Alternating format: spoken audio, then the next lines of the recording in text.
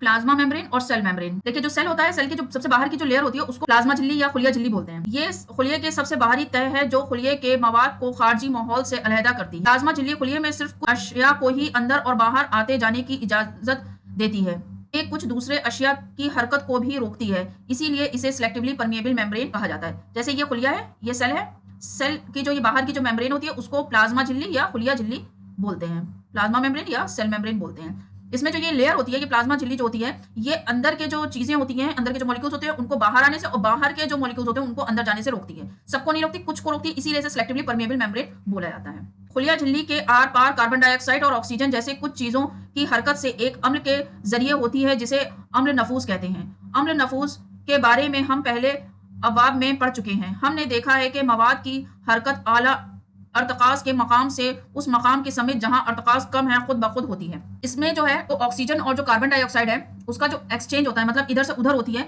वो डिफ्यूजन की प्रोसेस के थ्रू होती है, नफूस के थ्रू होती है। डिफ्यूजन की प्रोसेस में क्या होता है कि जो हायर कॉन्सेंट्रेशन के मॉलिक्यूल्स होते हैं वो लोअर कॉन्सेंट्रेशन के मॉलिक्यूल की तरफ मूव कर जाते हैं। ये अपने आप होती है, इसमें किसी भी एनर्जी की जरूरत नहीं होती है। जैसे कि आप ऐसे समझिए कि एक कमरा है, उस कमरे में इत्र लगाया किसी ने, तो उसकी खुशबू जो है पूरे कमरे में फैल जाती है। ये डिफ्यूजन का एक एग्जांपल है कि हायर कॉन्सेंट्रेशन से लोअर कॉन्सेंट्रेशन, जो इत्र था उसका कॉन्सेंट्रेशन हाई था और जो चारों तरफ जो एनवायरमेंट में फैल गया वो लो कॉन्सेंट्रेशन था। तो हायर कॉन्सेंट्रेशन से लो कॉन्सेंट्रेशन की तरफ जब मॉलिक्यूल्स मूव करते हैं इस प्रोसेस डिफ्यूज कहते हैं, यानी कि डिफ्यूजन कहते हैं। इसी से मिलती जुलती कुछ हरकत खुलिये में भी होती है। मिसाल के तौर पर कार्बन डाइऑक्साइड जैसी शय जब खुलिये के अंदर ज्यादा मकदार में जमा हो जाती है तो खुलिये के खारजी माहौल में कार्बन डाइऑक्साइड का अर्तकास खुलिये के अंदरूनी माहौल के मुकाबले में कम होता है। जैसे ही खुलिये के अंदर और बाहर कार्बन डाइऑक्साइड का अर्तकास में फर्क पैदा होता है, कार्बन डाइऑक्साइड अम्ल नफूस डिफ्यूजन के जरिए खुलिये से बाहर आ जाती है, यानी ज्यादा आला अर्तकास के मकाम से खुलिये के बाहर कम अर्तकास के मकाम की समेत। इसी तरह अम्ल नफूस के जरिए ऑक्सीजन उस वक्त खुलिये के अंदर दाखिल होती है जब खुलिये के अंदर ऑक्सीजन का सतह या अर्तकास कम हो जाता है। इसी तरह अम्ल नफूस खुलिये नेज खुलियों और उनके खारजी माहौल की माबीन गैसों के तबादले में अहम किरदार अदा करता है। अब इसको ऐसे समझिए, जैसे एक सेल है, सेल के अंदर जो उसका वेस्ट मटेरियल होता है वो होता है कार्बन डाइऑक्साइड। तो कार्बन डाइऑक्साइड इसका वेस्ट मटेरियल है, ये इसमें सब इकट्ठा हो गया। अब इसका सेल का कॉन्सेंट्रेशन कैसा हो गया, हाई हो गया। अब वेस्ट मटेरियल इसको बाहर निकलना है, तो जस्ट डिफ्यूजन की प्रोसेस क्या कहती है, हायर मॉलिक्यूल हायर कॉन्सेंट्रेशन से लो कॉन्सेंट्रेशन की तरफ मूव करेगा। तो ये जो है ये अंदर जो बहुत ज्यादा कॉन्सेंट्रेशन हाई हो गया, अब ये मूव कर जाएगा बाहर, तो इस तरह से कार्बन डाइऑक्साइड इसमें बाहर आ जाएगा। ये डिफ्यूजन के इसी तरीके से ऑक्सीजन में है, जैसे ऑक्सीजन है, अब इस सेल को ऑक्सीजन की जरूरत है लेकिन इसके पास ऑक्सीजन कम है। अब बाहर के माहौल में ऑक्सीजन बहुत ज्यादा है, तो अब यहां से मूवमेंट होगा हायर कॉन्सेंट्रेशन से लोअर कॉन्सेंट्रेशन की तरफ और ऑक्सीजन अंदर आ जाएगा। इस तरीके से ये प्रोसेस जो है डिफ्यूजन की प्रोसेस कहलाती है।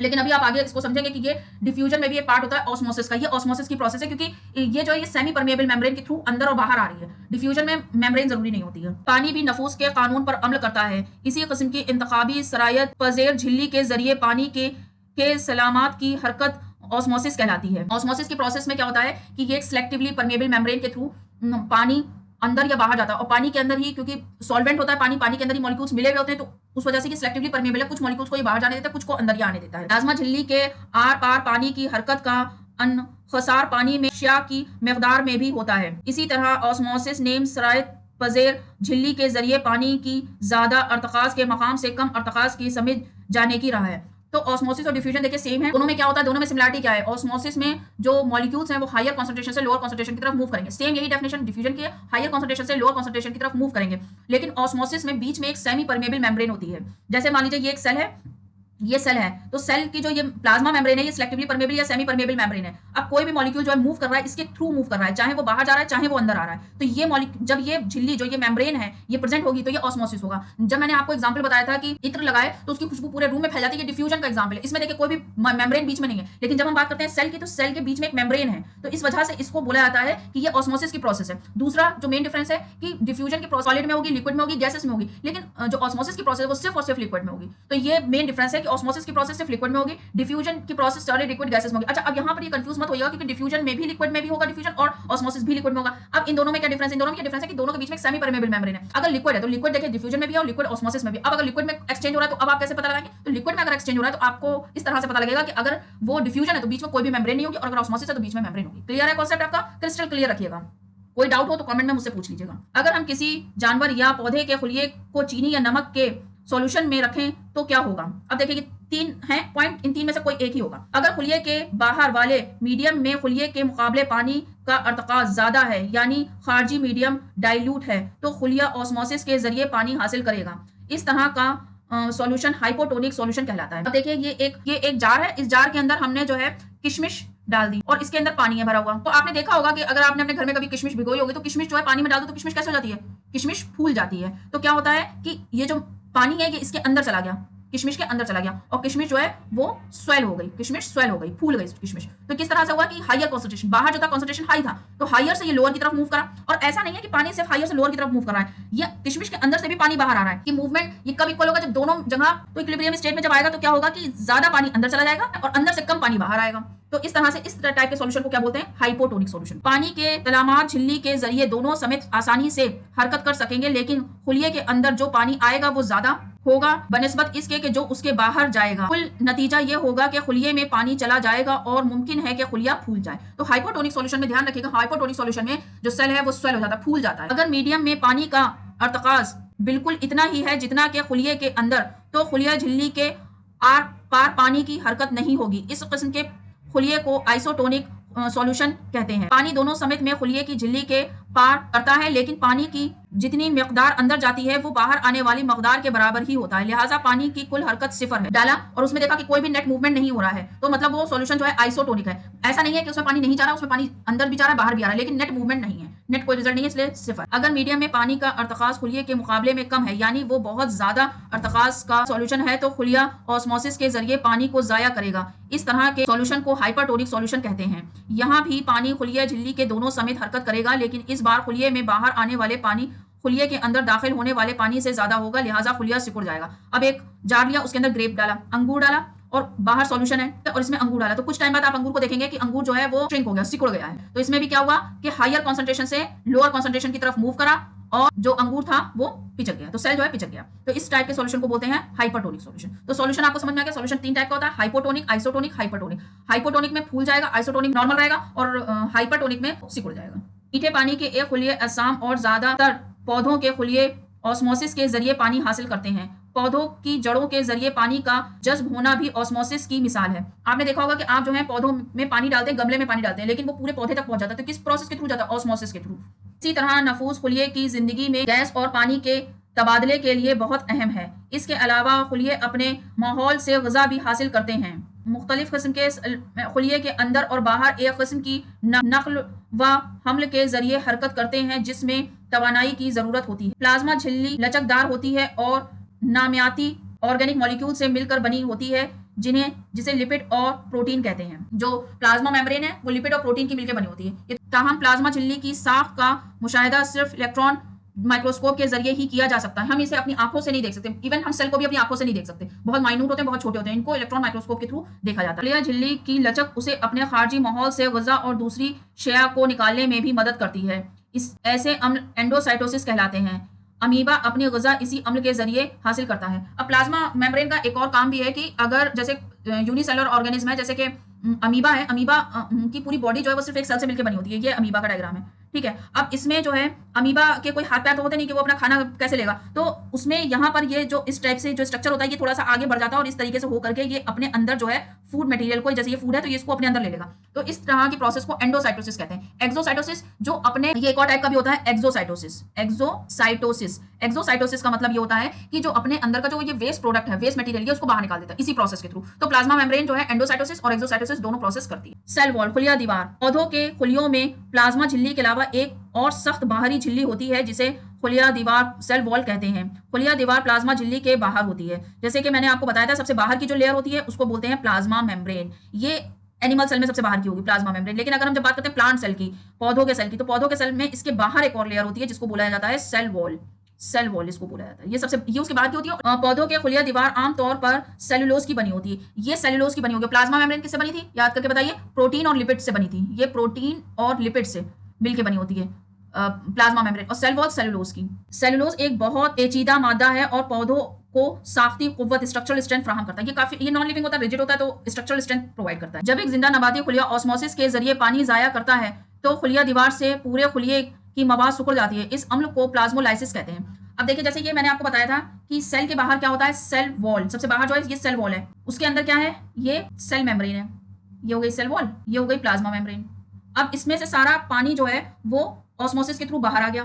सारा पानी बाहर आ गया। जब बाहर आ गया तो अब ये क्या होगा, ये जो सेल वॉल है ये तो एज सच रहेगी क्योंकि ये रिजिड है, ये इसमें कोई ये सिकुड़ती नहीं है, ये रिजिड है, या ऐसी एज सच ऐसी रहेगी। और ये जो है ये सिकुड़ करके ऐसा हो जाएगा, सेल यहाँ पर आ जाएगा, लेकिन इससे इस सेल को कोई फर्क नहीं पड़ेगा। तो ये प्रोसेस कहलाती है, ये कहलाता है प्लाज्मोलाइसिस। प्लाज्मोलाइसिस समझ में आ गया आपका। खुलिया दीवार पौधों, फफूंद और बैक्टीरिया के खुलियों को बगैर फटे हुए हाइपोटोनिक खारजियम को बर्दाश्त करने की सलाहियत अता करते हैं। ऐसे मीडियम में खुलिया ऑस्मोसिस के जरिए पानी लेने की कोशिश करता है। हाइपोटोनिक सॉल्यूशन मैंने आपको क्या बताया था कि सेल जो है फूल जाता है।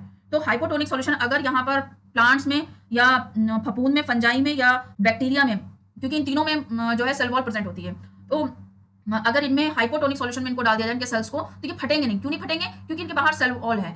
इसी तरीके से ये सिकुड़ेंगे लेकिन बहुत ज्यादा इनके ऊपर असर नहीं पड़ेगा क्योंकि इनके बाहर सेल वॉल है। तो सेल वॉल इनको प्रोटेक्शन प्रोवाइड करती है, तो इनसे इनको ज्यादा हार्म नहीं होता। इसमें एक प्रेशर होता है वो सेल वॉल के अगेंस्ट लगता है, तो उससे जो है ये बैलेंस रहता है। खुलिया फूल जाता है और खुलिया दीवार की समेत दबाव पड़ता है। दीवार भी फूले हुए खुलिये के बरखिलाफ बराबर दबाव डालती है। अपनी दीवार की वजह से ऐसे खुलिये अपने गर्द पेश में रोनमा होने वाली शदीद तब्दीली को हैवानी खुलिये के मुकाबले में आसानी से बर्दाश्त कर सकते हैं। अगर यहाँ पर ह्यूमन बीइंग का या जानवरों का सेल हो और उसमें बहुत ज़्यादा वो सेल जो है वो पानी अब्जॉर्ब कर ले हाइपोटोनिक सॉल्यूशन में, तो एनिमल सेल जो है फट जाएगा। लेकिन प्लांट सेल या ये बैक्टीरिया और फंजाई का सेल जो है वो फटता इसीलिए नहीं है क्योंकि उसके बाहर सेल वॉल मौजूद होती है। न्यूक्लियस, प्याज की झिल्ली के जो माउंट हमने बनाया था वो याद है। हमने झिल्ली पर आयोडीन डाला था के सॉल्यूशन बगैर आयोडीन का सॉल्यूशन डाले हुए मुशाहिदा करते तो हमें क्या नजर आता। कोशिश कीजिए और देखिए कि क्या फर्क है।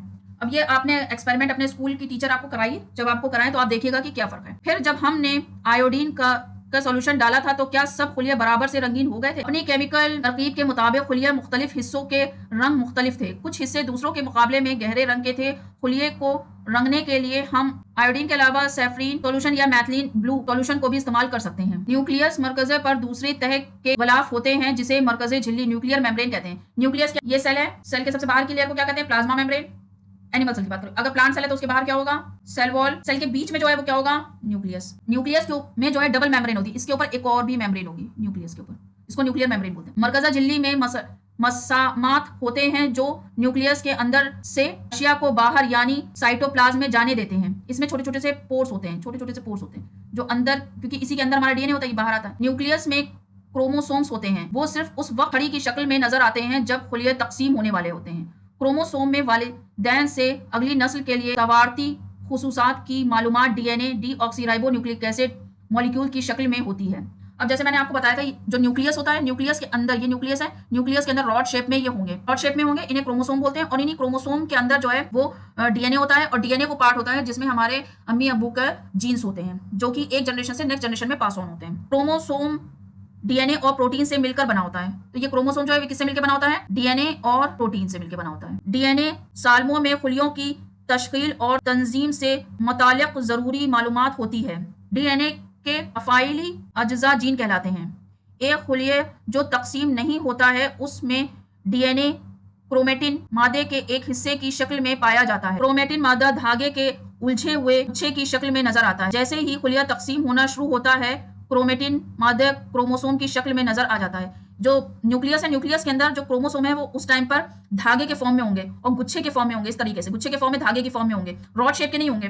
तो ये जो है ये क्रोमेटिन कहलाते हैं। क्रोमेटिन जब इन्हें डिवाइड नहीं होना होता, लेकिन जब डिवाइड होना होता है तो ये रॉड शेप के हो जाते हैं, और जब डिवाइड होना होता है तो ये रॉड शेप के हो जाते हैं इस तरह से, और ये डीएनए और प्रोटीन से मिलकर बने होते हैं। न्यूक्लियस खुलिये की तौलीद के अमल में एक मरकजी किरदार अदा करता है। जब रिप्रोडक्शन होता है तो उस टाइम पर ये बहुत इंपॉर्टेंट रखता है क्योंकि इसमें मदर और फादर दोनों के जीन्स प्रेजेंट होते हैं। माहौल के साथ साथ ये भी खुलिये की केमिकल कंपोजिशन की समेत बंदी करके ये तय करने में कि खुलिये की नसोनुमा कैसी होगी और ता होने पर क्या शक्ल अख्तियार करेगा, हम अहम किरदार अदा करता है। जो ये डीएनए है या जीन्स है, ये इंपॉर्टेंट रोल प्ले करते हैं कि आगे चल के कि किस तरह से इसके अंदर कैरेक्टर्स डेवलप होंगे। कुछ अजसाम जैसे बैक्टीरिया में मरकजी झिल्ली गैर मौजूदगी में खुलिये का मरकजी गैर वाजे हो जाता है। ऐसे गैर वाजे मरकजी इलाके जिसमें सिर्फ न्यूक्लिक एसिड हो न्यूक्लियोइड कहलाता है।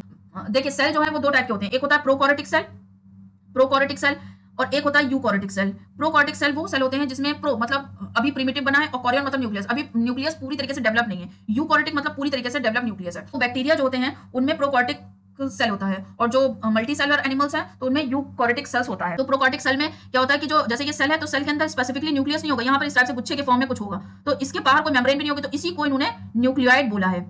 न्यूक्लियोइड। तो इस टाइप के जो सेल्स होते हैं उनको प्रोकॉर्टिक सेल कहते हैं। ऐसे असाम जिनके खुलियों में मरकजी झिल्ली नहीं होती है प्रोकॉर्टिक कहलाते हैं। इसके बाहर चारों तरफ कोई भी झिल्ली प्रेजेंट नहीं होगी, सिर्फ ये इस तरीके से गुच्छे के फॉर्म में होगा, इसलिए इसे प्रोकॉर्टिक कहते हैं। ऐसे असाम जिनके खुलियों में मरकजी झिल्ली होती है यूकॉर्टिक सेल कहलाते हैं। यूकॉर्टिक सेल वो होंगे जैसे ये सेल है, सेल के बीच में यहाँ पर ये न्यूक्लियस है, तो ये जो है ये झिल्ली है, तो इसलिए इसको यूकॉर्टिक सेल कहेंगे। प्रोकॉर्टिक में इसके चारों झिल्ली नहीं हो। प्रोकॉर्टिक खुलिये में ऐसे बहुत से साइटोप्लाज्मिक ऑर्गेनेल्स की कमी होती है जो यूकॉर्टिक खुलिये में मौजूद होते हैं। साइटोप्लाज्मिक ऑर्गेनेल्स के बहुत से काम भी साइटोप्लाज्म के गैर मंजम अज्जा के जरिए अंजाम दिए जाते हैं। फोटोसिंथेटिक प्रोकॉर्टिक बैक्टीरिया में क्लोरोफिल का ताल्लुक झिल्लीदार मेम्ब्रेनस वेसिकल से होता है, ना कि प्लास्टिड से, जैसे कि यूकॉर्टिक खुलिये में होता है। ये बैक्टीरिया का डायग्राम बना है, इसमें देखिए ये जो है ये सेल वॉल हो गई, खुलिया दीवार हो गई, ये प्लाज्मा मेम्ब्रेन हो गई, राइबोसोम्स होते हैं इसमें बस, और ये न्यूक्लियोइड है, ये इस तरह से ये न्यूक्लियोइड है। तो प्रोकॉर्टिक सेल होते हैं, प्रोकॉर्टिक सेल में सेल ऑर्गेनेल्स एब्सेंट होते हैं, सेल ऑर्गेनेल्स नहीं होते। यूकॉर्टिक सेल में सेल ऑर्गेनेल्स होते हैं, सिर्फ राइबोसोम ही प्रेजेंट होता है, बाकी कोई भी सेल ऑर्गेनेल्स प्रेजेंट नहीं होता प्रोकॉर्टिक में। तो उस वजह से इसका जो भी काम होता है वो उसके जो ये सेल मेम्ब्रेन है ये करती है। जैसे कि फोटोसिंथेटिक बैक्टीरिया है, तो इसमें जो फोटोसिंथेटिक बैक्टीरिया में क्योंकि इसमें प्लास्टिड नहीं है ऑब्वियसली, क्योंकि उसी के अंदर क्लोरोफिल पिगमेंट होता है, तो ये काम जो है इसकी सेल मेम्ब्रेन करती है प्रोकॉर्टिक में। साइटोप्लाज्म, जब हम प्याज की झिल्ली के आर्जी माउंट और इंसानी गाल के खुलिये का मुशाहिदा करते हैं तो हम देखते हैं कि हर जगह हर खुलिये का एक बड़ा हिस्सा खुलिया झिल्ली से घिरा हुआ है। ये इलाका बहुत कम रंग हासिल करता है, ये साइटोप्लाज्म कहलाता है। ये सेल है, ये न्यूक्लियस है, बाहर जो है ये सेल वॉल है, ये हो गई सेल वॉल, ये हो गया प्लाज्मा मेम्ब्रेन, ये हो गया न्यूक्लियस, और ये जो है यहाँ ये पोर्शन ये कहलाता है साइटोप्लाज्म। साइटोप्लाज्म प्लाज्मा झिल्ली के अंदर सियाली मादा है, इसमें बहुत से मखसूस सेल ऑर्गेनेल्स भी होते हैं। हर सेल ऑर्गेनेल्स की एक मखसूस काम अंजाम देता है। सेल ऑर्गेनेल्स जो है वो झिल्ली से घिरे हुए होते हैं। प्रोकॉर्टिक में एक वाज़े मरकज इलाके की गैर मौजूदगी के अलावा झिल्ली से घिरे हुए खुलवी अस्से भी नहीं होते हैं। दूसरी तरफ यूकॉर्टिक में मरकजी झिल्ली के अलावा झिल्ली से घिरे हुए खुलवी गजोचे भी होते हैं। इस तरह से देखिए, जैसे ये सेल है, ये बीच में न्यूक्लियस हो गया, और यहाँ पर जो है जो सेल ऑर्गेनेल्स है, जैसे ये माइटोकॉन्ड्रिया ये हो गया, ये गोल्जाई बॉडी है ये हो गया, यहाँ पर ये एंडोप्लाज्मिक रेटिकुलम है, ये लाइसोसोम्स है, ये राइबोसोम्स है, ये सारे जो है सेल ऑर्गेनेल्स यूकॉर्टिक में प्रेजेंट हो गए। प्रोकॉर्टिक में सिर्फ राइबोसोम होगा। झिल्लियों की अहमियत को वायरस की मिसाल के जरिए देखा जा सकता है। वायरस में झिल्ली नहीं होती है, लिहाजा वो जिंदगी की कोई खुसूसियात उस वक्त तक नहीं दिखाते जब तक कि वो किसी जानदार के जिस्म में दाखिल ना हो जाएं और उसकी खुलियाती मशीन को अपनी तकसीम के लिए इस्तेमाल ना कर सके। वायरस जो है इसीलिए लिविंग और नॉन लिविंग के बीच का जो है कनेक्टिंग लिंक कहलाता है, क्योंकि इसके बाहर कोई कवरिंग नहीं होती। ये जब ही एक्ट करेगा जब ये किसी की बॉडी के अंदर जाएगा। अब देखिए यहाँ पर प्रोकॉर्टिक और यूकॉर्टिक में डिफरेंसेस हैं। प्रोकॉर्टिक जो है काफी छोटा होता है सेल, 1 से 10 म्यूमीटर तक होता है। यूकॉर्टिक उसके कंपैरिजन में 5 to 100 म्यूमीटर तक होता है। यूकॉर्टिक में मरकजी इलाका बहुत वाज़े और मरकजी झिल्ली से घिरे हुए होते हैं। मरकजी इलाका जो है यहाँ पर ये जो है ये न्यूक्लियोइड कहलाता है। न्यूक्लियोइड कहलाता है क्योंकि इसमें कोई झिल्ली तो होती नहीं, ये जो है गुच्छे के फॉर्म में होता है प्रेजेंट, ये है गुच्छे के फॉर्म में प्रेजेंट है, तो इसको न्यूक्लियोइड कहते हैं। तीसरा ये एक से ज्यादा क्रोमोसोम होते हैं। यूकॉर्टिक में इसमें सिर्फ एक सिंगल क्रोमोसोम होता है। चौथा ये कि सेल ऑर्गेनेल्स है इसमें एब्सेंट होते हैं और इसमें सेल ऑर्गेनेल्स प्रेजेंट होते हैं। इसके अंदर सेल ऑर्गेनेल्स होते हैं प्रेजेंट होते हैं। नेक्स्ट है सेल ऑर्गेनेल्स। हर खुलिये के गिर्द एक झिल्ली होती है जो उसके मवाद को बाहरी माहौल से अलहदा करती है। बड़े और पेचीदा खुलवे में कसीर खुलवी असाम के खुलवे को अपनी पेचीदा साख और कामों को सहारा देने के लिए बहुत सी केमाई कार्रवाइयों की जरूरत होती है। उन मुख्तलिफ किस्म की कार्रवाइयों को एक दूसरे से अलहदा रखने के लिए इन खुलियों में झिल्ली से घिरे हुए छोटे अजसाम या सेल ऑर्गेनेल्स होते हैं। ऐसे सेल ऑर्गेनेल्स की कुछ मिसालें जैसे mitochondria, chloroplast, endoplasmic reticulum, Golgi apparatus हैं। ये यूकॉर्टिक खुलियों की एक खुसूसियात में से एक है कि जो उसे प्रोकॉर्टिक खुलियों से अलहदा करती है। इनमें से कुछ अजोचे सिर्फ इलेक्ट्रॉन माइक्रोस्कोप से ही नजर आते हैं। जैसे मैंने आपको पहले भी बता दिया था, सेल के अंदर सेल ऑर्गेनेल्स होते हैं। सेल ऑर्गेनेल्स सिर्फ यूकॉर्टिक्स में होंगे, प्रोकॉर्टिक में सिर्फ राइबोसोम होगा। और ये क्योंकि सेल ही इतना माइन्यूट होता है तो उसके सेल ऑर्गेनेल दिखने का सवाल ही नहीं पैदा होता, इसलिए इसको देखने के लिए इलेक्ट्रॉन माइक्रोस्कोप की जरूरत होती है। पिछले सेक्शन में हमने न्यूक्लियस के बारे में पढ़ा था। कुछ अहम खुसूसी सेल ऑर्गेनेल जिनके बारे में हम अब बातचीत करेंगे वो हैं endoplasmic reticulum, Golgi body, lysosome, mitochondria, plastid और वैक्यूल। तो नेक्स्ट पार्ट में हम इसके बारे में पढ़ेंगे। आई होप आपको ये बुक का इतना पोर्शन आपको समझ में आया होगा अच्छे से। फिर भी अगर कोई डाउट हो या आपको कुछ नहीं समझ में आ रहा है तो मुझे कमेंट करके बताइए। बाकी का नेक्स्ट पार्ट में हम इस चैप्टर को कंप्लीट कर देंगे।